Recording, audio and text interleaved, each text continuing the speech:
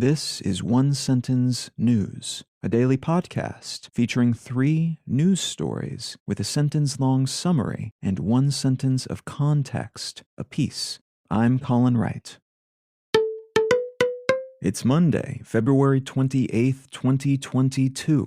Let's talk about the news. From Axios and pretty much every other source of news right now, Russia's invasion of Ukraine. A lot happened over the weekend after Russia finally, after months of building up its troops along the Ukrainian border, dropped all subtlety and started firing missiles and crossing into its neighbors' territory. There's been stubborn resistance from Ukrainians that seems to be surprising both Russian military brass and foreign analysts, to the point where Ukraine's capital is still unoccupied by Russia, despite ongoing attempts. Foreign entities, including, surprisingly, Germany, which has a policy against arming foreign forces in this way, have decided to send a bunch of weapons and other non-soldier resources to Ukraine's government. Beyond the fighting, the US, EU, Canada, Australia, and a bunch of other nations have leveled harsher and harsher economic sanctions and import curbs against Russia, Belarus, and increasingly, individuals within these countries. And non-governmental organizations like the UN and NATO are getting involved, with the latter mustering its response force for the first time, and the former hinting at possible war crimes against Russia. There are a lot of airspace bans for Russian aircraft, civilian and military, a lot of entities from football/soccer teams to energy giants like BP divesting in various ways from Russia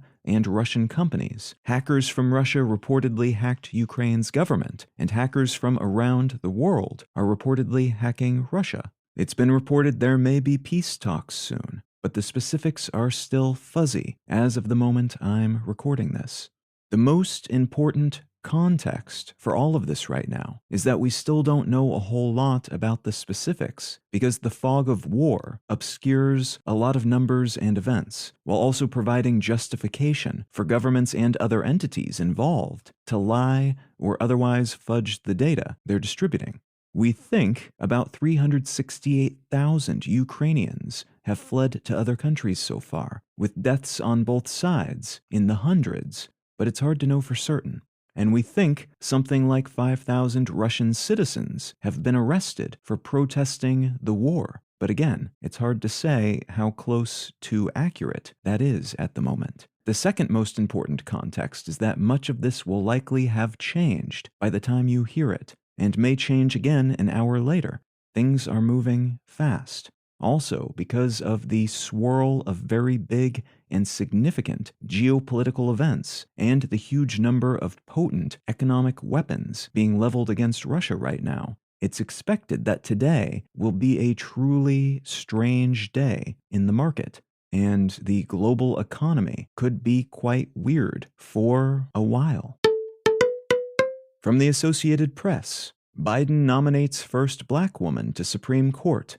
U.S. President Biden has nominated federal appeals court judge Ketanji Brown Jackson for the Supreme Court, a young, at age 51, but experienced nominee, who if approved would be the first ever public defender and first ever black woman to serve in that role. The Senate will need to approve Jackson's nomination, and Democrats currently hold a majority there because of a 50-50 tie that can be broken by Vice President Harris, which is important because many Republicans have already come out against Jackson. Hearings for her appointment could begin as soon as mid-March, and senators have set a tentative goal of April 8th to complete the confirmation process. And from the New York Times, new research points to Wuhan market as pandemic origin.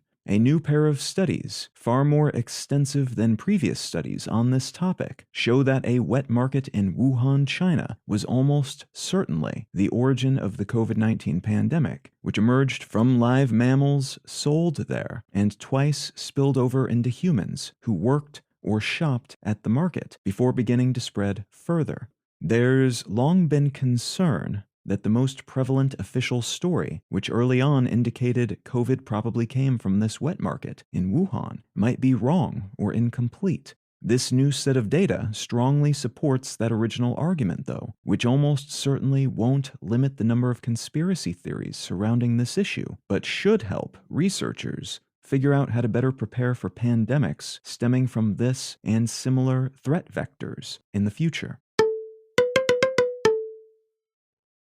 If you're finding some value in One Sentence News, consider leaving a quick review wherever you get your podcasts and or sharing the show with a friend. You can find out more about this show or subscribe to the email version at onesentencenews.com. And you can support this and other related projects, like the Let's Know Things and Brain Lenses podcasts at understandery.com.